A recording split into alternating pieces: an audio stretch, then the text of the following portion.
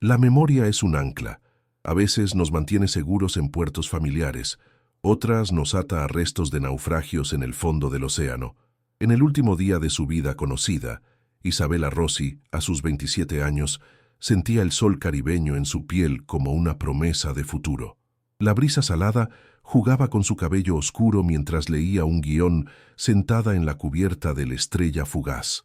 Para el mundo, ella era la estrella inalcanzable, el rostro que adornaba las portadas de las revistas y los sueños de millones.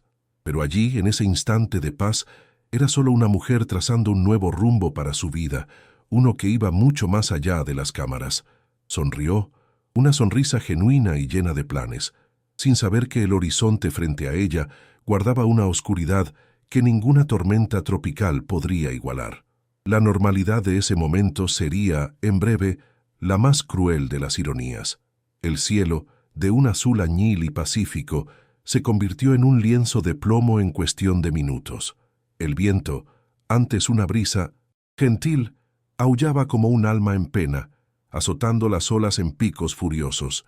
La tormenta no estaba en ningún pronóstico meteorológico, un capricho violento y súbito de la naturaleza, o quizás un telón perfecto para un acto de maldad humana.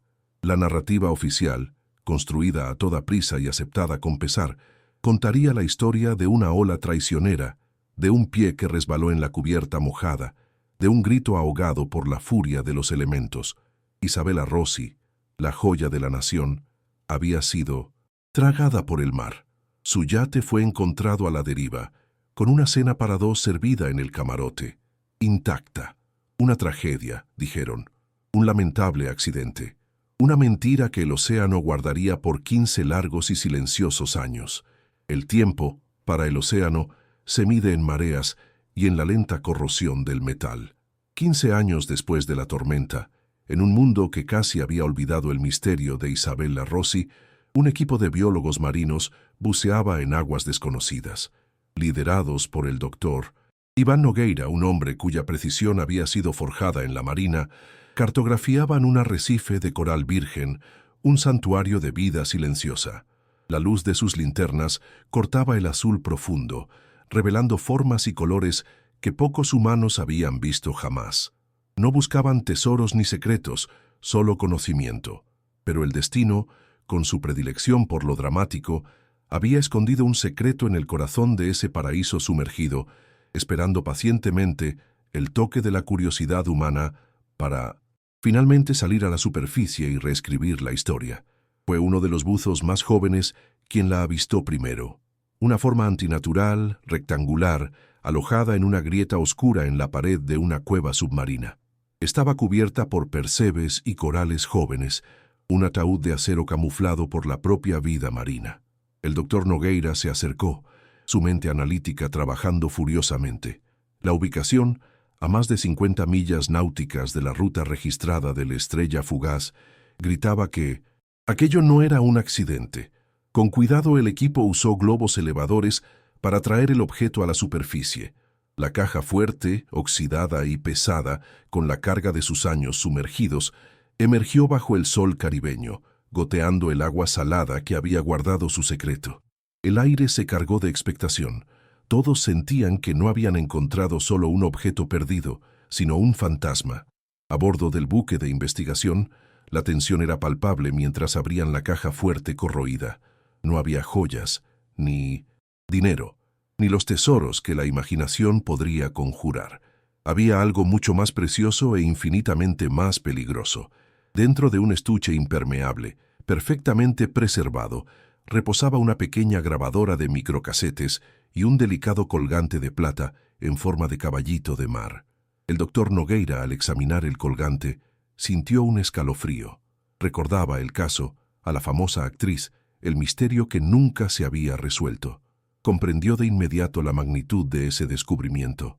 Esos objetos no eran reliquias de una tragedia, eran las piezas finales de un rompecabezas, la prueba irrefutable de que la muerte de Isabella Rossi no fue un acto de Dios, sino un acto de un hombre.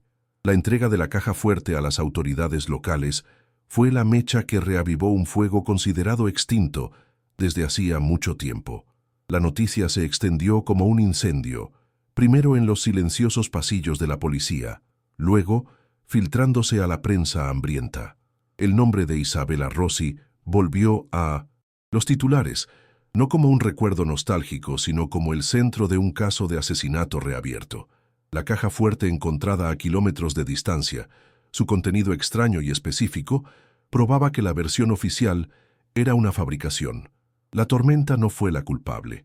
Alguien la había silenciado y escondido la prueba en las profundidades, creyendo que el océano sería un cómplice eterno. Pero el océano, al igual que la verdad, tiene una forma de devolver lo que le fue robado. El misterio central estaba planteado, más oscuro y complejo que nunca. 15 años de mentiras comenzaban a desmoronarse bajo el peso de una pequeña grabadora y un colgante de plata. Para el mundo, era el regreso de un escándalo fascinante. Para la familia Rossi, era la reapertura de una herida que nunca cicatrizó. Y para un detective cerca de la jubilación, en una comisaría polvorienta a miles de kilómetros de distancia, era el sonido de una segunda oportunidad, una llamada a la redención que pensó que jamás tendría. La búsqueda de la verdad sobre lo que realmente sucedió en el Estrella Fugaz aquella fatídica noche había oficialmente comenzado. El telón se alzaba para el acto final de una tragedia que se negaba a ser olvidada. Para no perder ningún detalle de esta investigación, suscríbete al canal y comenta desde qué ciudad estás viendo. Lejos del sol caribeño y de las aguas cristalinas, en una habitación sin ventanas que olía a polvo y papel envejecido, el detective Marco Ríos sentía el peso de los años sobre sus hombros. Jubilación era una palabra que se cernía sobre él como una sentencia, una promesa de silencio y días vacíos que temía más que a cualquier criminal. Su escritorio era un mausoleo de casos no resueltos, pero una caja en particular con el nombre Rossi Isabella desvaído en el lateral era la lápida de su mayor fracaso. Durante 15 años, ese nombre fue un susurro en su conciencia, la personificación de una justicia que no logró entregar. Miraba su foto, congelada en su vibrante juventud, y no veía a una celebridad, sino una promesa rota, una deuda que se llevaría a la tumba. El estridente timbre del teléfono en su escritorio fue una anomalía, un sonido agudo que cortó la quietud polvorienta del archivo muerto. Al otro lado de la línea, la voz de un colega de la Interpol sonaba distante, hablando de Anguila, una caja fuerte, una grabadora. Cada palabra era una palada de tierra siendo arrojada fuera de una tumba. Marco escuchaba en silencio, su cuerpo tensándose, la taza de café frío olvidada en su mano. No era incredulidad lo que sentía, sino una resonancia profunda y perturbadora, como si una cuerda tensada durante una década y media hubiera sido súbitamente pulsada. El fantasma de Isabella Rossi, que habitaba solo los pasillos de su memoria, estaba de repente de vuelta, llamando a su puerta, exigiendo ser escuchado. La jubilación podía esperar. El peso que Marco cargaba no era solo el de un caso archivado, era la carga de la incertidumbre que corroyó su alma de joven investigador y lo transformó en el hombre cínico que era hoy. Recordaba las entrevistas con la familia devastada, las búsquedas infructuosas, la presión de los medios y la abrumadora sensación de impotencia mientras el rastro se enfriaba y la narrativa del accidente se solidificaba. Él nunca lo creyó. La falta de un cuerpo, los detalles que no encajaban, la sensación visceral de que había maldad escondida bajo la superficie de la tragedia. Ese fracaso lo definió. Moldeó su carrera en una sucesión de casos menores, como si se castigara a sí mismo, evitando la responsabilidad de una investigación que pudiera, de nuevo, terminar en nada.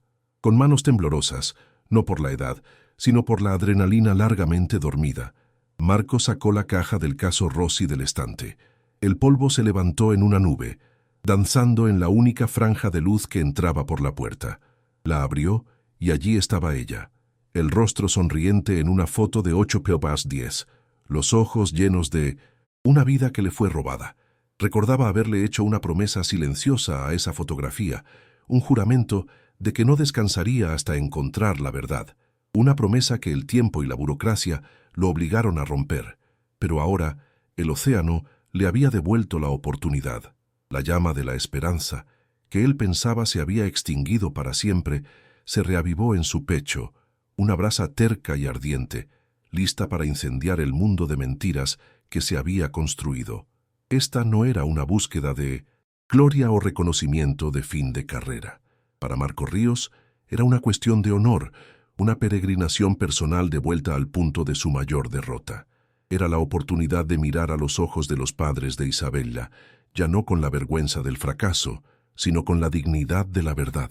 Tomó el teléfono de nuevo, su voz firme, desprovista de cualquier vacilación. Asumió el mando del caso, su autoridad sorprendiendo a sus superiores, que ya lo veían como una reliquia del pasado. El viejo león, que todos pensaban estaba dormido, estaba de pie, y su rugido era la promesa de que la cacería, esta vez, llegaría hasta el final, costara lo que costara. Sentía una determinación fría y cortante a sentarse sobre él. 15 años de frustración acumulada, ahora tenían un foco, un propósito. Cada pista falsa, cada puerta cerrada, cada noche sin dormir pensando en lo que podría haber hecho diferente, todo eso ahora se transformaba en combustible. La reapertura de este caso no era solo un procedimiento policial, era su resurrección como detective. Era la oportunidad de probarse a sí mismo y al fantasma de Isabella, que la verdad, por muy profundo que se entierre, nunca muere de verdad. Solo espera al investigador lo suficientemente terco como para seguir cavando, incluso cuando todos los demás ya se han ido y han declarado el terreno sagrado. Los objetos llegaron en un maletín sellado, tratados con la reverencia de artefactos sagrados. Marco los manipuló con guantes, sintiendo la frialdad del estuche que había pasado 15 años en las profundidades. La pequeña grabadora de microcasetes parecía un juguete, un objeto insignificante para contener un secreto tan monumental. A su lado, el colgante de caballito de mar brillaba bajo la luz estéril del laboratorio, una pieza de belleza delicada que contrastaba violentamente con la brutalidad del crimen que representaba. Marco miraba esos dos objetos y veía el ingenio y la desesperación de Isabella. Ella no se había rendido pasivamente a su destino. Había luchado dejando atrás una cápsula del tiempo, un mensaje en una botella para un futuro que no viviría para ver. En el silencio casi quirúrgico del laboratorio de audio, un especialista llamado David, un joven con ojos intensos y manos de cirujano, comenzó el delicado proceso de extraer el sonido de la cinta magnética. El microcasete, aunque protegido del agua, había sufrido el paso del tiempo. El proceso era lento, meticuloso. Cada segundo de audio recuperado era una victoria contra la degradación y el silencio. Marco observaba, el corazón latiendo al ritmo del lento girar de los carretes. El siseo inicial era como el sonido del propio océano, un ruido blanco que guardaba voces, secretos y la clave de todo. La expectación en la sala era tan densa que parecía difícil respirar. Estaban a punto de escuchar una voz venida de ultratumba. Y entonces sucedió. A través del siseo y la estática emergió una voz. Era ella, la voz de Isabella Rossi, no la voz suave y melodiosa de las telenovelas, sino una voz tensa, cargada de un coraje frágil. Las palabras eran fragmentadas, pero lo suficientemente claras como para helar la sangre. Cajas que no estaban en el manifiesto, una pausa, el sonido de un vaso siendo apoyado con fuerza. El tesoro inca que me mostraste. La acusación estaba allí, desnuda y cruda. Marco se inclinó hacia adelante, conteniendo la respiración. Podía visualizar la escena. El lujoso camarote del yate, la joven actriz, enfrentando un poder que apenas comprendía, su inteligencia y su brújula moral llevándola a un territorio peligroso del que no habría retorno. La grabación continuó por unos segundos más, y luego otra voz, masculina, profunda, cubierta por un barniz de falsa calma paternalista, pero con un filo de acero por debajo, la voz de Antonio Medeiros. Eres demasiado inteligente para tu propio bien, mi querida. La cinta terminó abruptamente con un sonido de lucha, un golpe sordo y luego silencio. Solo el siseo del tiempo. No era una confesión explícita de asesinato, pero era algo más insidioso. era la prueba de una confrontación, la confirmación de que Isabela había descubierto un secreto mortal y que el hombre que lo guardaba era el mismo que lloró en su funeral público. El rompecabezas obtenía su pieza central. Marco se reclinó en la silla, el nombre resonando en su mente. Antonio Medeiros, el magnate de la industria naval, el filántropo venerado, el amigo íntimo de la familia Rossi que lideró las búsquedas y creó una fundación en nombre de Isabela, transformando su tragedia en un legado de caridad. La ironía era enfermiza. El público veía a Medeiros como un santo, un pilar de la sociedad, el guardián de la memoria de Isabela. Pero Marco ahora oía en su voz la frialdad de un depredador. El conflicto estaba planteado en su forma más clásica y aterradora. La lucha de un detective desacreditado contra un titán protegido por una muralla de riqueza, poder y, lo más impenetrable de todo, una reputación inmaculada. Una mezcla de exultación sombría y un profundo temor se apoderó del detective. La exultación provenía de la vindicación. Siempre supo que había algo más, alguien poderoso detrás de la desaparición. El temor provenía de la percepción de la escala del desafío que tenía por delante. Desenmascarar a Antonio Medeiros no sería como arrestar a un criminal común, sería como intentar derribar un imperio con un martillo, pero la grabación era su piedra angular, frágil, incompleta, pero real. Por primera vez en 15 años, el caso ya no era un fantasma, tenía un rostro, una voz y un nombre, y Marco Ríos se juró a sí mismo que haría que el mundo entero escuchara lo que esa cinta tenía que decir. La oficina de Antonio Medeiros era un santuario de poder, ubicada en el último piso de un rascacielos de vidrio y acero que perforaba las nubes. Las paredes estaban adornadas con arte renacentista y las ventanas del suelo al techo ofrecían una vista panorámica de la ciudad, como si el mundo fuera su tablero de ajedrez personal. Marco Ríos, con su traje gastado, se sentía un peón fuera de lugar en ese castillo. El contraste entre su realidad de archivos mohosos y la opulencia estéril de ese ambiente era un recordatorio físico de la batalla desigual que estaba a punto de librar. El aire era enrarecido y olía a cuero caro y poder incontestable. Era un lugar diseñado para intimidar, para dejar claro quién tenía el control. Antonio Medeiros lo recibió no como un sospechoso, sino como un viejo conocido compartiendo un dolor mutuo. Era la imagen de la sofisticación y el luto contenido. Su cabello canoso estaba perfectamente peinado, su traje era hecho a medida, y su voz era tranquila y resonante. Le ofreció a Marco un café. Habló sobre el shock de la noticia, sobre cómo la reapertura del caso estaba removiendo viejas heridas para todos los que amaban a Isabela. Era una actuación magistral. Se posicionó como un aliado de la investigación, un guardián de 1906, la memoria de la víctima, ansioso por encontrar finalmente la paz que la verdad traería. Cada palabra era cuidadosamente elegida, cada gesto ensayado para proyectar empatía y cooperación.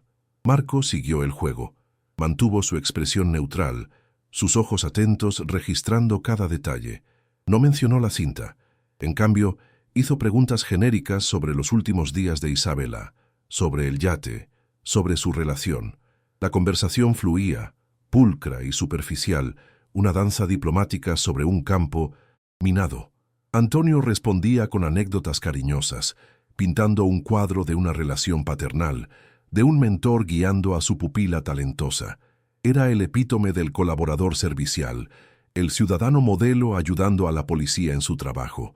Pero bajo la superficie tranquila, Marco sentía la corriente de una tensión controlada, la mente de un maestro estratega trabajando para evaluar la amenaza. El momento crucial llegó cuando Marco, de forma casi casual, mencionó el descubrimiento de la caja fuerte. Encontramos la caja fuerte de su camarote, Antonio. En Anguila, por una fracción de segundo, la máscara se deslizó. Marco lo vio. No fue algo que un observador común notaría, pero para un detective que ha pasado la vida leyendo a las personas, fue un grito silencioso. Un parpadeo que duró un milisegundo de más. Una contracción casi imperceptible en el músculo de la mandíbula. Los nudillos de Antonio, que reposaban tranquilamente sobre la mesa de caoba, se pusieron blancos por un instante. Fue suficiente. Fue la confirmación de que el nombre Caja Fuerte significaba algo para él, algo peligroso. La recuperación de Antonio fue instantánea e impecable. Levantó las cejas en una expresión de sorpresa genuina. ¿La caja fuerte? Dios mío, eso es increíble. ¿Qué había dentro? Esto podría finalmente darnos respuestas. La oferta de ayuda se volvió más enfática. Marco, por favor, usa todos mis recursos, mis contactos, mis abogados, lo que sea necesario. Necesitamos resolver esto por Isabela. La falsedad era tan espesa que era casi palpable. Estaba intentando controlar la narrativa, insertarse en la investigación para monitorearla desde dentro. El nerviosismo que sentía estaba siendo canalizado hacia una actuación aún más convincente de cooperación y preocupación. Cuando Marco se levantó para irse, estrechando la mano fría y firme de Antonio, supo que la guerra había comenzado. No hubo acusaciones ni voces alteradas, solo un intercambio de amabilidades cargadas de un peso mortal. Al dejar la oficina y volver al mundo real, lejos de la torre de marfil del magnate, Marco sentía una certeza gélida. No tenía pruebas para un arresto, ni siquiera para una orden judicial, pero tenía algo más importante, la confirmación de su instinto. Había mirado a los ojos del monstruo, y el monstruo le había devuelto la mirada, sonriendo. La cacería ya no era solo por un asesino, sino por una forma de derrocar a un rey de su trono. La grabación de audio, aunque era una bomba emocional, resultó ser un arma frustrantemente débil en el campo de batalla legal. Marco presentó la cinta a un fiscal, un hombre ambicioso, con ojos que calculaban más los riesgos políticos que los méritos de un caso. La respuesta fue un jarro de agua fría. La cinta era circunstancial, la conversación ambigua. No había mención explícita de asesinato, y el nombre del acusado, Antonio Medeiros, era un escudo tan poderoso que el simple acto de mencionarlo en un tribunal sin pruebas, irrefutable, sería un suicidio profesional. El sistema, que debería ser un instrumento de justicia, se mostraba en cambio como un protector de los poderosos, sus engranajes rechinando hasta detenerse ante la influencia y el dinero. El detective sintió la primera ola de una frustración que se convertiría en su compañera constante. Se vio enredado en una telaraña de burocracia y vacilación. Las solicitudes de órdenes para investigar las finanzas de Medeiros fueron denegadas, citando falta de causa probable.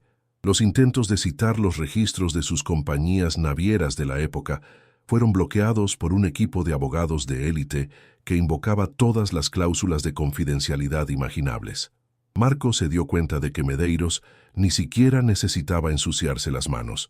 La propia estructura del poder, que él había ayudado a construir y a lubricar a lo largo de décadas, estaba haciendo el trabajo sucio por él, levantando murallas invisibles a cada paso que el detective intentaba dar. Mientras Marco luchaba contra molinos de viento burocráticos, Antonio Medeiros movía sus piezas en el gran tablero de la opinión pública. La contraofensiva fue sutil al principio, luego brutalmente directa. Empezaron a aparecer notas en columnas de chismes, sugiriendo que un detective, desesperado por relevancia, estaba tratando de manchar la memoria de Isabella Rossi para promover su carrera decadente.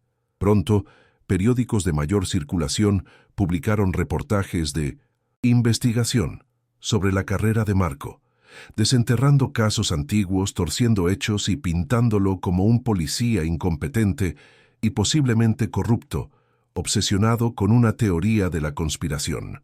Medeiros no solo se estaba defendiendo, estaba destruyendo activamente la credibilidad de su único acusador. Para Marco, ver su nombre y su foto estampados en los medios, asociados a mentiras e insinuaciones, fue un golpe personal profundo. Colegas con los que había trabajado durante décadas comenzaron a evitarlo en los pasillos. Sus miradas una mezcla de lástima y desconfianza. Se convirtió en un paria en su propia comisaría, un lobo solitario cuya cacería ahora era vista como una locura peligrosa. La soledad de la investigación se intensificó, convirtiéndose en una carga casi física. Estaba luchando no solo contra un magnate intocable, sino contra una narrativa poderosa que el villano tejía con los hilos dorados de los medios, transformando la búsqueda de la verdad en el delirio de un hombre viejo y amargado, volviéndose hacia el pasado, con la esperanza de encontrar algo que hubiera sido olvidado. Marco se sumergió en los archivos originales del caso de 2001. La frustración solo se profundizó. Evidencias que recordaba haber recolectado habían desaparecido misteriosamente. El diario de a bordo oficial de la Estrella Fugaz, que podría detallar las comunicaciones y el rumbo exacto antes de la tormenta, faltaba, reemplazado por una nota burocrática que lo declaraba dañado por el agua y desechado. Fotografías cruciales de la escena en el yate a la deriva estaban sobreexpuestas o desenfocadas. Era como si una mano invisible hubiera recorrido los archivos años atrás, arrancando sistemáticamente cualquier cosa que pudiera contradecir la historia del accidente. Intentó rastrear a los testigos originales. El capitán del puerto que registró la salida del yate se había jubilado y mudado al extranjero, ilocalizable. Los miembros de la Guardia Costera que encontraron el barco tenían recuerdos borrosos, sus memorias de 15 años atrás superpuestas por cientos de otros incidentes. Cada puerta a la que llamaba parecía llevar a un pasillo vacío, a un eco de «no recuerdo» o «fue hace tanto tiempo». El tiempo, el mayor enemigo de cualquier investigación, había sido la mejor coartada de Antonio Medeiros. No solo cometió un crimen, lo envolvió en 15 años de silencio y olvido, creando una fortaleza casi impenetrable. Las noches de Marco se volvieron largas y sin sueño, pasadas en su pequeño apartamento que ahora se parecía más a una sala de guerra que a un hogar. Mapas, fotos, informes y recortes de periódico cubrían cada superficie. La foto de Isabela estaba en el centro de todo, sus ojos pareciendo observarlo, cuestionándolo. El conflicto interno lo corroía. La duda, como un veneno lento, comenzó a infiltrarse en sus pensamientos. ¿Estaría realmente obsesionado? ¿Estaría persiguiendo un fantasma, construyendo un castillo de sospechas sobre el frágil cimiento de una mala grabación? La presión externa y la falta de progreso eran un ataque constante a su convicción. Pero entonces, en medio de la noche, en el silencio roto solo por el zumbido del refrigerador, miraba su foto y recordaba la voz en la cinta. El coraje de ella al enfrentar a un hombre como Medeiros, la inteligencia de dejar una pista atrás. Su determinación no era solo por sí mismo, por su redención, era por ella. Era una deuda. La frustración, en lugar de quebrarlo, se forjó en 1980. Una determinación fría y afilada como el acero. Si el sistema no lo ayudaría, trabajaría fuera de él. Si las viejas pistas estaban muertas, encontraría una nueva. Su determinación inquebrantable no era un acto de heroísmo, sino de pura y simple terquedad, la negativa de un viejo detective a dejar que un asesino ganara. Fue en ese momento de claridad obstinada que su mirada cayó sobre la pequeña bolsa de evidencias que contenía el colgante de Caballito de Mar. Era la única pieza del rompecabezas que Medeiros no sabía que tenía. La cinta mencionaba la confrontación, algo que Medeiros podría intentar desacreditar, pero el colgante era un objeto silencioso, personal, algo que Isabela eligió esconder junto con su secreto. Marco se dio cuenta de que allí estaba la clave. Necesitaba entender el significado de ese caballito de mar. Era un lenguaje que solo Isabela hablaba, y él necesitaba encontrar a alguien que pudiera traducirlo. La frustración dio paso a una nueva estrategia, un camino estrecho e incierto que se abría en la oscuridad. La primera persona que podría entender el símbolo era, obviamente, la familia de Isabela. Con un nudo en el estómago, sabiendo que estaba a punto de remover un dolor profundo, Marco concertó una cita con Leonardo Rossi, el hermano menor de Isabela. Leo, ahora un artista solitario que vivía lejos de los focos que tanto atormentaron a su hermana, aceptó reunirse con él a regañadientes. La herida de la pérdida de su hermana se había agravado por la espectacularización de los medios y se había protegido del mundo desde entonces. Marco sabía que necesitaba abordar esa reunión con la máxima delicadeza y respeto, pues le estaba pidiendo a un hombre que reabriera el capítulo más doloroso de su vida. El estudio de Leonardo Era un espacio amplio y luminoso, que olía a pintura al óleo y trementina. Las paredes estaban cubiertas con lienzos enormes y melancólicos, paisajes de colores sombríos que parecían reflejar un luto perpetuo.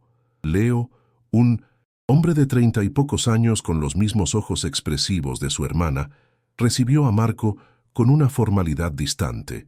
Escuchó pacientemente mientras el detective explicaba la reapertura del caso, el descubrimiento de la caja fuerte, la falta de progreso. La expresión de Leo permanecía cerrada, una máscara de autoprotección perfeccionada a lo largo de años de dolor. Hacía mucho tiempo que había perdido la esperanza en la justicia. Fue cuando Marco colocó la pequeña bolsa de evidencias sobre la mesa, empujándola suavemente hacia Leo, que la máscara finalmente comenzó a resquebrajarse. «Esto estaba con la cinta», dijo Marco, su voz baja. «Creemos que ella lo puso ahí a propósito». Leonardo abrió la bolsa con dedos temblorosos y vació el contenido en la palma de su mano. El caballito de mar de plata reposaba allí, brillando bajo la luz del estudio. Un sollozo escapó de los labios de Leo, un sonido que parecía venir de un lugar de dolor de 15 años. Las lágrimas que había contenido durante tanto tiempo finalmente rodaron por su rostro, mientras cerraba la mano en torno al pequeño colgante. «El caballito de mar», susurró, la voz entrecortada. «Era nuestro secreto». Luego le contó a Marco una historia de su infancia, de cómo pasaban los veranos en una pequeña casa de playa y de cómo Isabela, que era una nadadora experta, le enseñó a no tener miedo de las olas. Ella le había contado que los caballitos de mar, a pesar de su apariencia frágil, eran criaturas de una fuerza silenciosa e increíble, capaces de navegar las corrientes más fuertes. Se convirtió en su símbolo para el coraje ante la adversidad. El colgante no era solo una joya, era un mensaje de Isabela para él, uno que había atravesado el tiempo y la tragedia. Más importante aún, Leonardo proporcionó la pieza de información que Marco tanto necesitaba. El colgante no había sido comprado en una joyería de lujo. Isabela se lo había encargado a un artesano específico, un viejo maestro platero llamado Mateo, en un pequeño y remoto pueblo en los Andes peruanos. Ella había pasado un verano allí, haciendo trabajo voluntario en un orfanato, años antes de su muerte. Se había enamorado de la cultura local y del arte de Mateo. Era una pieza única, un vínculo directo con un lugar y una persona específicos, un hilo del que Marco finalmente podría empezar a tirar. El luto de un hermano acababa de proporcionar la primera pista concreta y procesable en toda la investigación. Inmediatamente, la mención de Perú encendió una luz en la mente de Marco. Recordó las palabras en la cinta, «el tesoro inca que me mostraste». La conexión era tenue, casi insustancial, pero estaba ahí. Pasó los días y noches siguientes inmerso en archivos financieros y registros de vuelo que logró obtener a través de un contacto reacio en la Hacienda Federal. Buscaba una superposición, un vínculo entre Antonio Medeiros y esa ciudad peruana específica. Y entonces lo encontró. Una serie de viajes no declarados en su jet privado a un pequeño aeropuerto cerca del pueblo, en los meses previos a la desaparición de Isabela. Profundizando en la investigación, Marco descubrió algo aún más significativo. Medeiros Shipping, la empresa tapadera de Antonio, poseía y operaba un pequeño muelle privado en un puerto en la costa peruana, a pocas horas en coche del pueblo de Mateo. La justificación oficial para el muelle era la exportación de granos de quinoa y textiles, pero su ubicación, aislada y fuertemente vigilada, parecía excesiva para un negocio tan mundano. Las cajas que no estaban en el manifiesto ahora tenían un punto de partida plausible. La telaraña de secretos de Medeiros comenzaba a expandirse, revelando una operación mucho más grande que un simple asesinato. La investigación de Marco lo llevó a archivos en línea de periódicos locales peruanos de esa época. Encontró pequeños reportajes, ignorados por los medios internacionales, sobre conflictos de tierras. Comunidades indígenas, que habían vivido en esas montañas durante siglos, estaban siendo sistemáticamente expulsadas de sus tierras por intereses corporativos anónimos. Las justificaciones eran siempre las mismas: proyectos de desarrollo, modernización agrícola. Pero los artículos mencionaban que las tierras en cuestión eran ricas no en minerales, sino en sitios arqueológicos incas no excavados. El rompecabezas se estaba ensamblando en una imagen horrible. Marco se dio cuenta de que Isabela no había tropezado con un simple esquema de contrabando. Había descubierto el engranaje central de un imperio criminal que saqueaba el patrimonio cultural de una nación. Las cajas no contenían solo artefactos, contenían la historia robada de un pueblo, vendida a coleccionistas multimillonarios sin escrúpulos. La filantropía de Medeiros, su fachada de mecenas de las artes, era la más cruel de las ironías. Se presentaba como un preservador de la cultura, cuando en realidad era uno de sus mayores depredadores. La muerte de Isabela fue el costo de mantener ese imperio en secreto. Para confirmar sus sospechas, Marco necesitaba un testigo, alguien de dentro de la operación. Comenzó a investigar los nombres asociados al muelle peruano de Medeiros. La mayoría eran cascarones vacíos, empresas fantasma. Pero un nombre destacó, un exgerente de logística llamado Carlos, que había sido despedido abruptamente en 2002. Rastrearlo llevó a Marco a un pequeño pueblo de pescadores, donde el hombre vivía una vida modesta, casi en el exilio. Encontrarlo y convencerlo de hablar sería un riesgo, pero un riesgo necesario. Carlos era una pieza vital del rompecabezas, un hombre que podría confirmar qué contenían los artefactos y las cajas. El encuentro con Carlos fue tenso. El hombre estaba atormentado por el miedo, sus ojos constantemente escudriñando las sombras. Al principio lo negó todo, afirmando haber gestionado solo exportaciones agrícolas. Pero Marco, usando una combinación de empatía y presión, le mostró la foto de 1900. Isabela. Ella sabía, Carlos. Lo descubrió y por eso murió. ¿Cuántos más murieron para proteger este secreto? La mención de Isabela y la implicación de otras muertes rompieron la resistencia de Carlos. Con voz baja y apresurada, confesó. Describió los envíos nocturnos, las pesadas cajas de madera que nunca aparecían en los registros oficiales, llenas de cerámicas, oro y tapices antiguos. Carlos proporcionó a Marco el eslabón que faltaba entre el contrabando y la violencia. Habló de los guardias de seguridad de la empresa, hombres que eran más mercenarios que guardias, que eran enviados a las montañas para limpiar las tierras. No conocía los detalles, pero oía los rumores sobre pueblos enteros siendo forzados a huir, sobre líderes comunitarios que desaparecían si se resistían. La red criminal no se trataba solo de lucro, estaba construida sobre un cimiento de violencia e intimidación. Isabela no solo había amenazado los negocios de Medeiros, había amenazado con exponer la brutalidad que lo sostenía, los crímenes contra la humanidad cometidos en nombre de la codicia. La telaraña de secretos era más vasta y más oscura de lo que Marco jamás había imaginado. El caso ya no era sobre un único asesinato, sino sobre una conspiración internacional que abarcaba continentes, responsable de la destrucción cultural y el sufrimiento humano. Ahora entendía la profundidad de la desesperación de Medeiros por silenciar a Isabela.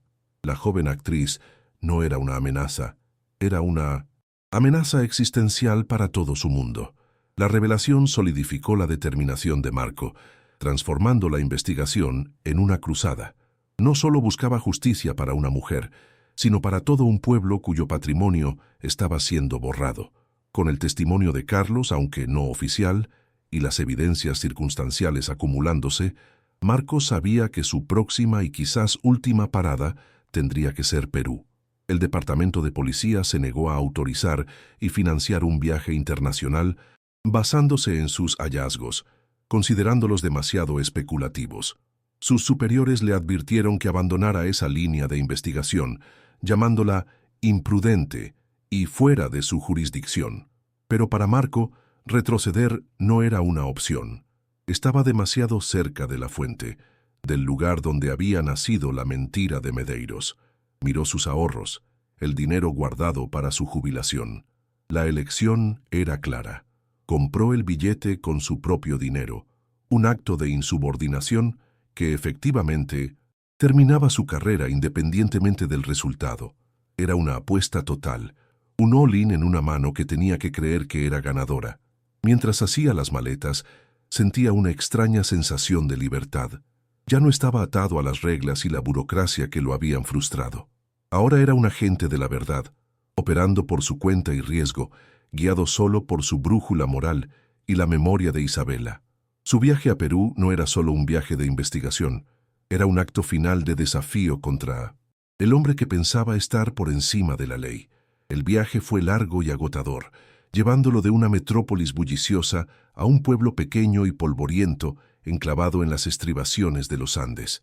El aire era enrarecido, el sol intenso, y la atmósfera parecía cargada con el peso de siglos de historia. Marco se sentía un extraño en una tierra antigua, un detective moderno en busca de un secreto guardado por montañas y susurros. No tenía autoridad aquí, ni placa, solo un nombre, Mateo, y la imagen de un colgante de caballito de mar. Empezó a preguntar con su español oxidado, mostrando la foto de la joya a los comerciantes locales, sintiendo la desconfianza en sus ojos. Finalmente, después de días de búsquedas infructuosas, un joven vendedor de telas reconoció el estilo del trabajo en plata. Señaló una calle estrecha y sinuosa que llevaba a la parte más antigua del pueblo. «Mateo», dijo el joven, «el platero viejo, vive allí. No habla mucho, pero sus manos lo recuerdan todo». Con el corazón acelerado por primera vez con una esperanza real, Marco subió la calle de adoquines, el sonido de sus pasos resonando en las paredes de adobe. Estaba a punto de encontrar al hombre que forjó la clave de todo el misterio. El taller de Mateo era pequeño y oscuro, iluminado por una única bombilla colgante y por la luz que entraba por la puerta abierta. El aire olía a metal pulido, cera y madera envejecida. Herramientas delicadas estaban dispuestas en un orden meticuloso sobre un gastado banco de trabajo, y allí, sentado en un taburete de madera, había un hombre anciano, su rostro un mapa de arrugas profundas, sus ojos nublados por las cataratas, pero sus manos, aunque nudosas por la artritis, se movían con una precisión y gracia hipnotizantes mientras grababa un patrón complejo en una pieza de plata. Era Mateo. Marco se acercó lentamente, no queriendo asustar al viejo artesano. Se presentó y, con la ayuda de un pequeño diccionario de frases, explicó que estaba investigando la desaparición de una vieja amiga de Mateo, una joven voluntaria llamada Isabela. El nombre pareció despertar un recuerdo en los ojos del anciano. Marco entonces le mostró la fotografía del colgante de caballito de mar. Mateo tomó la foto, las yemas de sus dedos ásperos trazando la imagen. Asintió lentamente, un brillo de reconocimiento en su mirada. «Sí, yo la recuerdo. La muchacha con ojos tristes. Recuerdo este trabajo». Y entonces Mateo reveló la pieza final y más crucial del rompecabezas, la evidencia definitiva que transformaría toda la investigación. Contó que, unas semanas antes de que la noticia de su muerte llegara al pueblo, Isabela había regresado. Parecía diferente. Ya no era la joven idealista y alegre. Había miedo en sus ojos. Lo buscó no para un nuevo encargo, sino para una modificación en el colgante que él le había hecho. Le pidió que hiciera algo que nunca antes había hecho: construir un compartimento secreto, minúsculo y casi invisible, dentro del cuerpo hueco del caballito de mar. Mateo describió cómo ella estaba desesperada, insistiendo en que era una cuestión de vida o muerte. Él, sintiendo el peligro que la rodeaba, aceptó. Le mostró a Marco, usando una de sus propias piezas como ejemplo, el ingenioso mecanismo que había creado. Un pequeño giro en la cola del caballito de mar, alineado con una marca casi imperceptible que liberaba una minúscula placa de plata, revelando un compartimento del tamaño de un grano de arroz. «Ella me dijo», continuó Mateo, su voz un susurro ronco, «que estaba guardando algo que podría salvar a mucha gente, algo que el hombre malo no podía encontrar». El corazón de Marco latía descontroladamente. Era eso, el punto de inflexión, la esperanza convirtiéndose en una certeza abrumadora. Agradeció a Mateo profusamente, su mente ya a millas de distancia, de vuelta en su habitación de hotel. Todo el riesgo, toda la frustración, toda la insubordinación, todo lo había llevado a ese momento, a la revelación de un viejo artesano en un pueblo olvidado por el tiempo. La inteligencia de Isabela era impresionante. No solo grabó la conversación, se había asegurado de que la prueba física, la prueba irrefutable, estuviera escondida en el lugar más improbable del mundo, dentro de un símbolo de coraje que solo su hermano entendería, modificado por un artesano leal a miles de kilómetros de distancia. De vuelta en la soledad de su barata habitación de hotel, Marco trabajó con manos que temblaban de anticipación. Sostuvo el pequeño colgante bajo la débil luz de la lámpara de noche. Encontró la minúscula marca descrita por Mateo y con una delicadeza que no sabía que poseía, giró la cola del caballito de mar. Hubo un clic casi inaudible. La pequeña placa de plata se soltó. La retiró con la punta de una navaja y miró dentro del compartimento. Allí, protegido del agua, del tiempo y del olvido durante 15 largos años, había un rollo minúsculo y bien enrollado de película oscura, un microfilm. La sensación que se apoderó de Marco no fue de triunfo, sino de un profundo y solemne respeto por la mujer que nunca conoció. Isabela Rossi, en sus últimos días, había orquestado una defensa póstuma de una brillantez impresionante. Había creado una cadena de custodia basada en amor, secretos y confianza, un rastro de migas de pan que solo alguien lo suficientemente dedicado a la verdad podría seguir. Sostuvo el pequeño trozo de película en la mano, sintiendo el peso no de su tamaño físico, sino de su contenido. Era la voz de Isabela hablando una vez más, no en audio, sino en imágenes y números. Era el arma que necesitaba para derribar finalmente a un rey. Conseguir revelar el microfilm requirió otra serie de favores y llamadas clandestinas. Marco contactó a su único aliado restante en la Interpol, el mismo que le dio la pista inicial sobre la caja fuerte, y le envió imágenes digitales de alta resolución de la película. La espera por las imágenes reveladas fue la más larga de su vida. Cada minuto parecía una hora. Caminaba de un lado a otro en la habitación, la mente repasando todos los escenarios posibles. ¿Y si la película estaba en blanco? ¿Y si estaba dañada? ¿Y si no era lo que él pensaba que era? La duda, su vieja enemiga, intentó hacer una última arremetida, pero entonces llegó el correo electrónico. Los archivos adjuntos se abrieron lentamente en la inestable conexión a Internet. La primera imagen que apareció en la pantalla de su portátil le cortó la respiración. Era una fotografía granulada pero inconfundible, tomada en la bodega de un carguero. Mostraba a Antonio Medeiros, 15 años más joven, junto a cajas de madera abiertas, exhibiendo una máscara funeraria de oro inca a un comprador europeo. La arrogancia en su rostro era visible incluso en la imagen de baja calidad. Era la prueba fotográfica que vinculaba directamente al filántropo con el crimen de contrabando de artefactos. Las imágenes siguientes eran aún más condenatorias. Había fotos de docenas de otros artefactos, cada uno una pieza invaluable del patrimonio peruano. Y luego las fotografías de las páginas de un libro mayor. Columnas de fechas, descripciones codificadas de artículos y, lo más importante, una lista de números de cuentas bancarias en paraísos fiscales en Suiza y las Islas Caimán. Junto a cada transacción, había iniciales que correspondían a conocidos coleccionistas de arte, políticos corruptos e incluso jefes de operaciones paramilitares que actuaban en la Amazonía. La telaraña estaba completamente expuesta. Isabela no había descubierto solo el contrabando. Había descubierto toda la operación de lavado de dinero. El esquema no solo financiaba el lujoso estilo de vida de Medeiros, financiaba la violencia que permitía que el esquema continuara. El dinero de los artefactos robados se usaba para pagar a los mercenarios que expulsaban a las tribus indígenas de sus tierras, garantizando el acceso a más sitios arqueológicos para saquear.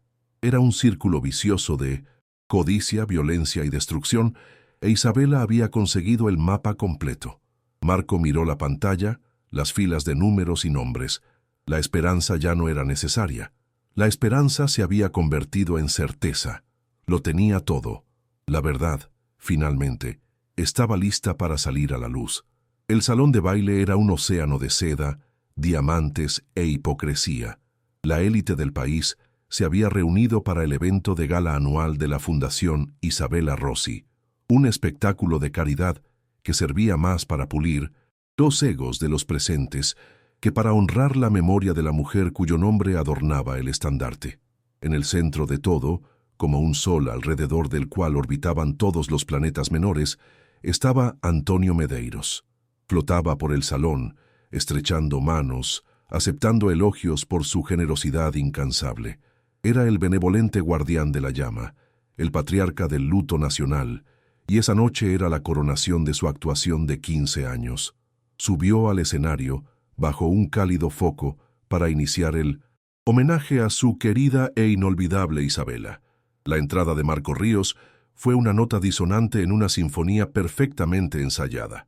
No llevaba smoking. Su traje de trabajo, limpio pero cansado, parecía una afrenta a la opulencia del ambiente.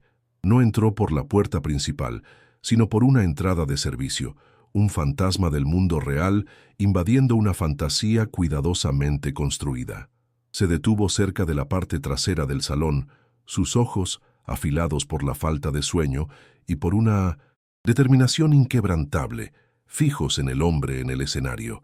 Observó a Medeiros hablar con una emoción ensayada sobre la pérdida, sobre el legado, y sintió una náusea fría. Cada palabra de tributo era una profanación, cada lágrima falsa, un insulto a la verdadera memoria de Isabela. Mientras el discurso de Antonio alcanzaba su clímax emocional y el público se preparaba para un aplauso conmovido, Marco comenzó a caminar hacia el escenario. Su paso era deliberado, silencioso, pero cada movimiento atraía miradas. Un murmullo recorrió a la multitud. Guardias de seguridad corpulentos, con auriculares, se movieron para interceptarlo, sus expresiones una mezcla de confusión y molestia. Marco no se detuvo. Cuando el primer guardia le puso la mano en el pecho, simplemente sacó la placa del bolsillo interior de su chaqueta, mostrándola bajo la luz tenue. Las palabras «policía judicial» fueron suficientes. Los guardias retrocedieron, y el camino hacia el escenario se abrió. El murmullo, en el salón, se transformó en un silencio conmocionado y expectante. Marco subió los escalones y se detuvo junto a Antonio, cuya expresión de benevolencia se había transformado en una máscara de furia y confusión mal disimulada. Marco tomó un micrófono de repuesto del atril. Su voz cuando habló no era fuerte, pero cortó el silencio como un cristal. Un hermoso tributo, Antonio, pero está incompleto. Se giró hacia la audiencia, sus ojos recorriendo los rostros conmocionados. Todos ustedes conocen la historia de Isabela Rossi, la tragedia, pero esta noche van a conocer la verdad, una verdad que ella misma se aseguró de dejarnos. Sacó de su bolsillo el pequeño colgante de caballito de mar, sosteniéndolo para que el metal plateado brillara bajo las luces del escenario. Para la mayoría era solo una joya. Para Antonio era el sonido de la alarma final. Isabela era más inteligente de lo que ninguno de nosotros imaginaba. Continuó Marco, su voz firme.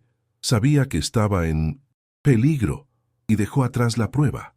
Hizo una señal a un técnico entre bastidores, un hombre que era en realidad un policía encubierto.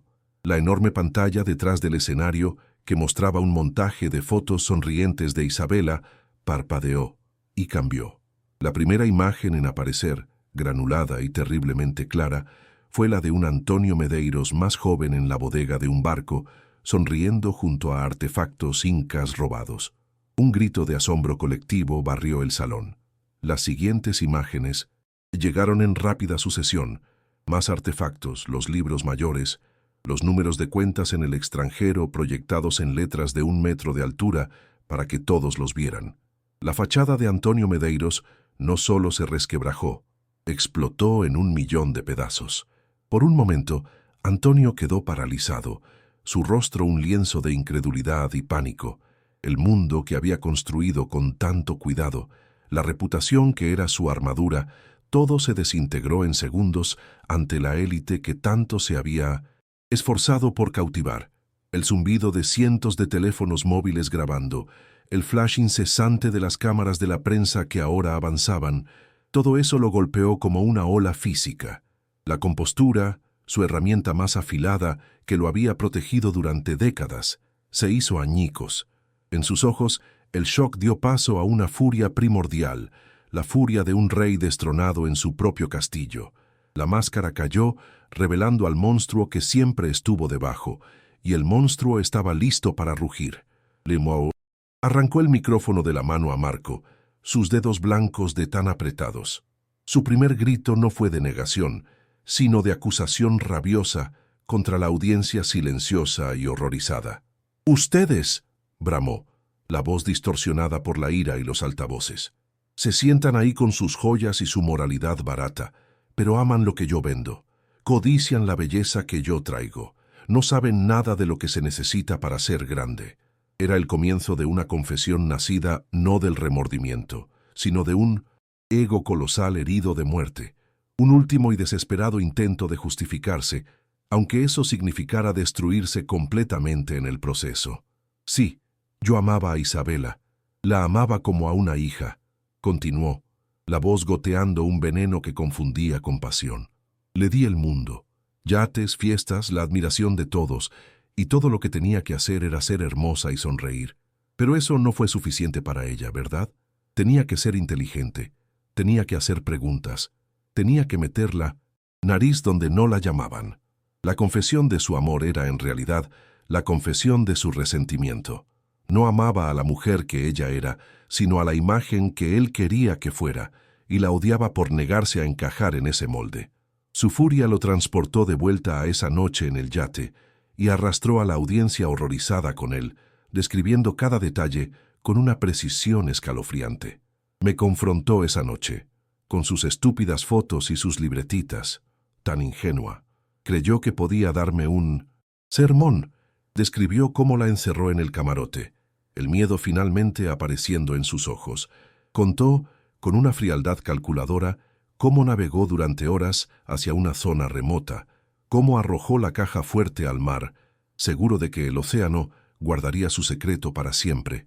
Tenía que borrar la prueba, tenía que proteger todo lo que construí. El horror en el salón se profundizó cuando describió los momentos finales. Su voz bajó a un susurro conspirativo, pero amplificado, para que todos lo oyeran. Cuando volví al camarote, ella todavía estaba allí, desafiándome con la mirada. Entonces la calmé. Sonrió, un espasmo enfermizo. Un poco de algo en su bebida, para que no luchara, para que fuera pacífico. Describió cómo la llevó a la cubierta en medio de la aullante tormenta, su cuerpo flácido en sus brazos. La tormenta fue un regalo, el telón perfecto, nadie lo cuestionaría jamás. Un trágico accidente, la noviecita de Brasil, arrastrada por el mar, y entonces llegó la justificación final, la revelación completa de su mentalidad distorsionada, gritada al techo del salón de baile como una maldición. Ella quería salvar el mundo, quería renunciar a todo por unos cuantos artefactos y un puñado de indios olvidados de Dios. No entendía que el mundo es movido por hombres como yo, hombres dispuestos a hacer lo que es necesario. Se golpeó el pecho, el rostro rojo de furia. Yo no la maté. La envié a un lugar donde ya no podría estorbar a gente importante. La salvé de su propia estupidez. La confesión estaba completa, un monumento de arrogancia y maldad expuesto para el mundo. El silencio que siguió a su última palabra fue más pesado que cualquier sonido. Fue un silencio de shock absoluto, de repulsión colectiva. La audiencia, antes llena de admiración, ahora lo miraba como si fuera una aparición demoníaca. Los flashes de las cámaras eran lo único que se movía, capturando la imagen de un hombre que acababa de cometer un suicidio público en todos los sentidos de la palabra. Su furia se desvaneció, dejando atrás solo a un hombre viejo, jadeante y patético, solo en el escenario bajo las duras luces de la verdad que él mismo acababa de proferir. El rey estaba desnudo, y su reino de mentiras se había convertido en cenizas. En ese preciso momento, como si hubieran esperado el final de la actuación, unas figuras se movieron de forma coordinada en los bordes del salón, hombres y mujeres en trajes de noche, que hasta entonces se habían hecho pasar por invitados o personal, convergieron en el escenario con una calma y eficiencia profesionales. Eran los policías de paisano que Marco había posicionado. La trampa, cuidadosamente montada, se estaba cerrando. La audiencia, todavía aturdida por la confesión, Ahora presenciaba cómo se desarrollaba ante sus ojos la fase final e inevitable de esa noche surrealista. La justicia, por tanto tiempo ausente, finalmente llegaba para reclamar lo que era suyo. Dos oficiales subieron al escenario. No le dijeron nada a Antonio, simplemente lo sujetaron por los brazos. El clic metálico de las esposas cerrándose en sus muñecas fue el sonido más fuerte en el salón silencioso. Fue un sonido de finalidad, de cierre, de una deuda de 15 años siendo finalmente saldada. Antonio Medeiros no se resistió. Toda su lucha se había gastado en su diatriba rabiosa. Lo que quedaba era una cáscara vacía, el poder y la arrogancia drenados de él, dejando solo a un criminal derrotado. Mientras se lo llevaban del escenario, sus ojos se encontraron con los de Marco por última vez, no con odio, sino con una comprensión vacía. Había perdido. Marco permaneció en el escenario, observando cómo se lo llevaban. Sintió el peso de 15 años levantarse de sus hombros, no con la euforia de la victoria, sino con el alivio profundo y cansado de un deber cumplido. Miró la pantalla, donde la imagen de Isabela había regresado, su sonrisa radiante pareciendo ahora una bendición. Había mantenido su promesa silenciosa. Le había dado no venganza, sino verdad, y al hacerlo, había encontrado su propia redención, no en aplausos o elogios, sino en el silencio solemne de la justicia finalmente hecha. Lo que la audiencia conmocionada no sabía era que la captura de Antonio era solo la pieza central de una operación mucho más grande. El narrador omnisciente revela que, en el preciso momento en que las esposas se cerraron en las muñecas de Medeiros, equipos de la Interpol, actuando con la información del microfilm y la confesión transmitida en vivo, estaban allanando oficinas en Zúrich, almacenes en Amberes y muelles en América del Sur, cómplices, compradores, facilitadores. Toda la red, construida a lo largo de décadas, estaba siendo desmantelada simultáneamente. El imperio criminal de Antonio Medeiros no solo tuvo su cabeza cortada, fue arrancado de raíz en todo el mundo. De vuelta en el salón de baile, el shock dio paso al caos. Los reporteros gritaban preguntas, intentando llegar a Marco. Los invitados de 1900, la alta sociedad, muchos de los cuales tenían negocios con Medeiros, ahora se apartaban unos de otros, los ojos llenos de miedo y sospecha. ¿Quién más caería? ¿Cuyas manos también estaban sucias? La caída de un hombre había enviado una onda expansiva que rompió la pulcra superficie de su mundo, revelando la podredumbre debajo. La verdad, una vez revelada, no podía ser contenida, y su luz estaba a punto de quemar a muchos otros que se escondían en las sombras. Marco Ríos ignoró el pandemonium. Bajó del escenario y caminó por en medio de la multitud en desorden, un hombre común que acababa de lograr algo extraordinario. Nadie se atrevió a detenerlo. No necesitaba elogios ni entrevistas. Su recompensa era la imagen del rostro de Isabela en la pantalla y la sensación de paz en su propio corazón. Caminó hacia la salida, dejando atrás el ruido y la destrucción, caminando hacia la noche silenciosa. Su caso más antiguo, su mayor fracaso, estaba finalmente cerrado. La verdad, después de un largo y tortuoso sueño de 15 años en las profundidades, estaba finalmente e irrevocablemente despierta. ¿Te sorprendió este giro? Deja tu me gusta para apoyar la búsqueda de justicia y comenta qué te está pareciendo la historia hasta ahora. El juicio de Antonio Medeiros fue, como se predijo, el espectáculo judicial de la década. No fue una batalla de astucia legal, sino una avalancha metódica de pruebas irrefutables. Los medios globales transmitieron cada desarrollo, convirtiendo la sala del tribunal en un escenario mundial. Sentado en el banquillo de los acusados, Antonio ya no era el titán de la industria, sino un hombre encogido por sus propias acciones, su arrogancia reemplazada por un silencio petulante.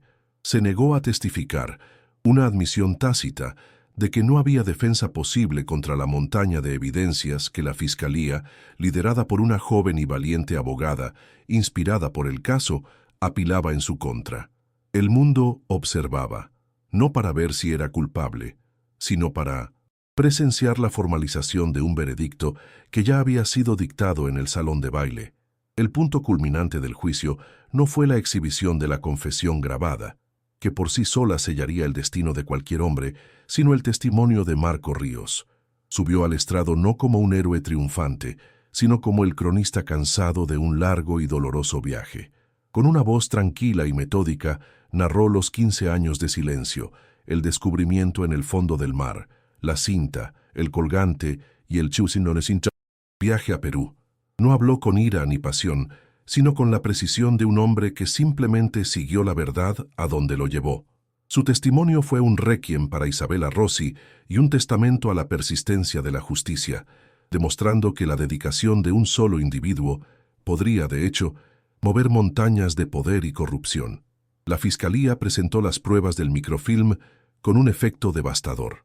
Expertos de renombre internacional confirmaron la autenticidad de los artefactos en las fotos, detallando el valor incalculable del patrimonio cultural robado. Analistas financieros rastrearon el flujo del dinero desde las cuentas en el extranjero hasta las operaciones paramilitares, conectando la codicia de Medeiros directamente a un rastro de violencia y desplazamiento humano. Cada pieza de evidencia era un clavo en el ataúd de su vida pública, revelando que su imperio no se había construido sobre la genialidad empresarial, sino sobre el saqueo sistemático de la historia y el sufrimiento de los vulnerables. La telaraña de crímenes que Isabela había descubierto fue expuesta en toda su sórdida extensión para el jurado y el mundo. El jurado no necesitó mucha deliberación. El veredicto de culpable en todos los cargos, homicidio calificado, asociación ilícita, crímenes contra el patrimonio cultural y lavado de dinero, fue leído en una sala de tribunal en silencio absoluto. El sonido de la palabra culpable, repetida como un mantra, fue la primera marea de cierre para la familia Rossi, que observaba desde la primera fila tomados de la mano. Antonio Medeiros no mostró emoción, su rostro una máscara de indiferencia que no logró ocultar el temblor en sus manos. La justicia, por tanto tiempo pospuesta, llegaba no como un rayo, sino como el peso inexorable y aplastante de la propia verdad. En la declaración final de la sentencia, el juez, un hombre conocido por su rectitud, miró directamente a Antonio Medeiros, quitándose las gafas como para ver el alma del hombre frente a él. Habló no solo del asesinato de Isabela, sino del asesinato de la confianza pública. Lo llamó un depredador que se vestía de filántropo, un ladrón que se disfrazaba de guardián de la cultura. La sentencia fue la más severa permitida por la ley. Cadena perpetua, sin posibilidad de libertad condicional.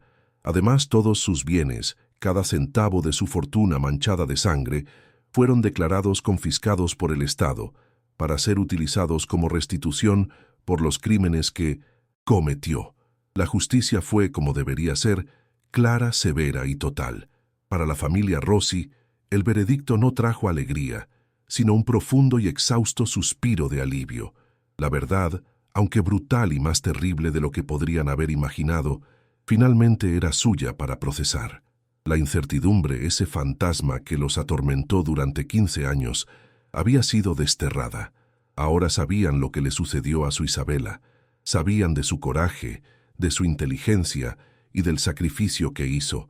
El dolor de la pérdida permanecía, un agujero permanente en sus vidas, pero la agonía de no saber, la tortura de la falsa esperanza y la desesperación silenciosa, finalmente había terminado. Podían, por primera vez, comenzar el verdadero proceso de duelo. Semanas después, realizaron un funeral simbólico, no en un cementerio sombrío, sino en una playa aislada al amanecer. Era un lugar que Isabela amaba, un lugar de nuevos comienzos. Solo la familia y los amigos más cercanos estuvieron presentes, incluido un silencioso y respetuoso Marco Ríos, que se mantuvo a distancia. No fue un evento de luto lloroso, sino una celebración serena de su vida. Compartieron historias de su risa contagiosa, de su bondad terca, de sus sueños que iban mucho más allá de la fama. Se centraron no en su trágico final, sino en la vibrante belleza de sus 27 años de vida. El momento más conmovedor llegó cuando Leonardo, su hermano, se adelantó, sosteniendo una carta amarillenta por el tiempo.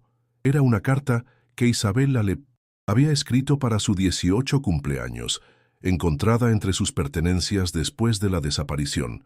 La leyó en voz alta, su voz temblorosa, pero clara. La carta no hablaba de peligro o miedo, hablaba de sueños, de usar su plataforma para contar historias que importaran, de crear una productora que diera voz a los olvidados. Hablaba de su fe inquebrantable en que una sola persona podía marcar la diferencia. La carta era un testamento de quién era ella y de quién se estaba convirtiendo. Al terminar de leer, Leonardo caminó hasta la orilla del agua, el sol naciente pintando el cielo con tonos de naranja y rosa. Sostenía el pequeño colgante de caballito de mar que le había sido devuelto como un tesoro familiar.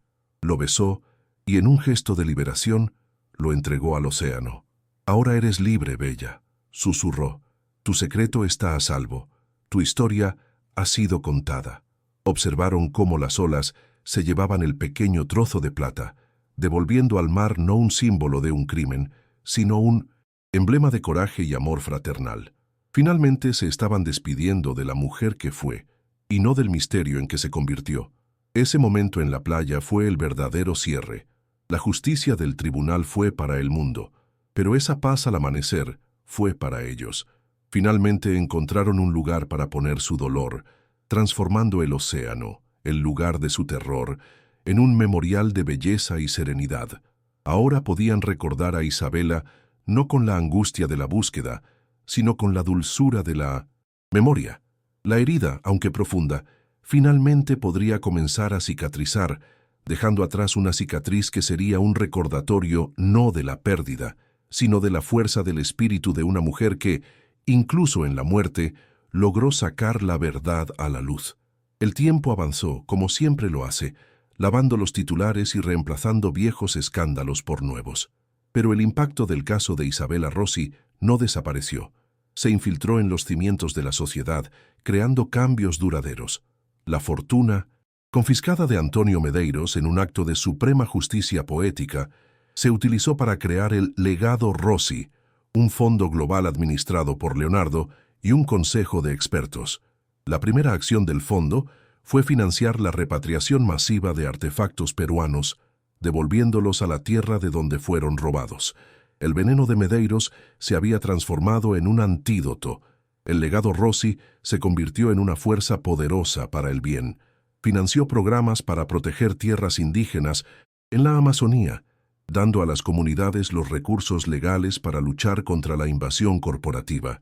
Creó becas para jóvenes cineastas y periodistas de investigación de orígenes desfavorecidos, incentivando a la próxima generación a contar las historias que necesitan ser contadas. El sueño de Isabela de tener una productora que luchara contra la injusticia social se hizo realidad, más grande y más impactante de lo que ella jamás podría haber soñado. Su trágica muerte había plantado las semillas de 1000 nuevos comienzos, demostrando que un legado no se define por el final de una vida, sino por lo que florece después de ella. La historia también forzó un cambio legislativo. Se ratificaron nuevas leyes internacionales, con penas más severas para el contrabando de patrimonio cultural y mayor transparencia en las industrias de transporte marítimo. El efecto Rossi hizo más difícil para hombres como Medeiros operar en las sombras, sus redes expuestas a la luz que el caso de Isabela arrojó sobre ellas. La comunidad global, conmocionada por la revelación de la conexión entre el arte robado y la violencia, comenzó a mirar los objetos en sus museos y colecciones privadas con un escrutinio nuevo e incómodo. La curiosidad de Isabela había iniciado una revolución silenciosa en la conciencia cultural del mundo. ¿Y qué hay de Marco Ríos? Se jubiló, como estaba planeado, pero no como el hombre cínico y atormentado que era. Se mudó a un pequeño pueblo costero, no muy diferente de aquel donde Isabela pasó sus veranos. Pasaba sus días reparando un viejo barco de pesca, leyendo los libros que nunca tuvo tiempo de leer y caminando por la playa. La herida abierta que el caso Rossi representaba en su alma había cicatrizado, dejando atrás una sensación de paz ganada con esfuerzo. Ya no era el detective que fracasó, sino el hombre que cumplió su promesa, el héroe reacio que sacó la verdad a la superficie. A veces, mientras observaba el atardecer sobre el océano, pensaba en ella, no con tristeza, sino con un profundo respeto. En su escritorio no guardaba la foto del archivo del caso, sino una foto de periódico de uno de los niños beneficiados por una escuela construida por el legado Rossi, sonriendo. Encontró su redención no en la captura de un monstruo, sino en el legado de esperanza que el coraje de una joven mujer hizo posible. Comprendió que la justicia no se trata solo de castigar a los culpables, sino de construir un mundo mejor a partir de las cenizas de la tragedia. La historia de Isabella Rossi se convirtió en una leyenda moderna, una fábula con moraleja e inspiración. Demostró que la verdad, como un objeto perdido en el fondo del mar, puede ser oscurecida por la presión, el tiempo y la oscuridad, pero su naturaleza esencial es flotar. Eventualmente, encuentra su camino de regreso a la superficie. La trágica muerte de Isabella se transformó en un poderoso y duradero símbolo de coraje, un faro que ilumina la resiliencia del espíritu humano y nos recuerda que incluso después de 15 años de silencio, una sola voz diciendo la verdad puede resonar para siempre, más fuerte que cualquier tormenta. La memoria de Isabella ya no reside en la oscuridad de un camarote de yate o en la soledad del fondo del mar, sino en la risa de los niños en sus nuevas escuelas, en la dignidad de las tribus cuyas tierras fueron protegidas y en las historias de justicia que ahora pueden contarse. Su caja fuerte, encontrada por casualidad, no contenía tesoros, de oro o plata, sino algo infinitamente más valioso, la prueba de que ninguna mentira es eterna y que la búsqueda de la verdad es el más noble de los viajes. El océano guardó su secreto, pero al final fue el espíritu incansable de una mujer que se negó a ser silenciada lo que verdaderamente controló la marea. La justicia, al final, no fue solo ver a un hombre malvado tras las rejas, fue ver el bien que él intentó destruir florecer de una manera que nunca podría controlar. Fue la prueba de que la luz que Isabella llevaba era mucho más fuerte que la oscuridad que se la llevó. El caballito de mar, frágil pero fuerte, navegó por corrientes imposibles y entregó su mensaje. La historia estaba completa, el legado, eterno, y la esperanza, la lección final que su vida y muerte nos enseñaron, permanece como la más resiliente de todas las verdades. El viaje para desentrañar este complejo misterio fue largo y lleno de giros, revelando el coraje de una mujer y la determinación de un hombre en busca de la verdad. El caso de Isabella Rossi es un recordatorio conmovedor de que, aunque la justicia puede tardar, la verdad tiene una forma de emerger, trayendo consigo no solo el cierre, sino también la semilla para un futuro más justo. La transformación de una tragedia personal en un legado global de cambio positivo es la prueba de que el espíritu humano, incluso frente a la oscuridad más profunda, puede crear una luz que ilumina el camino para muchos. Gracias por haber visto mi historia.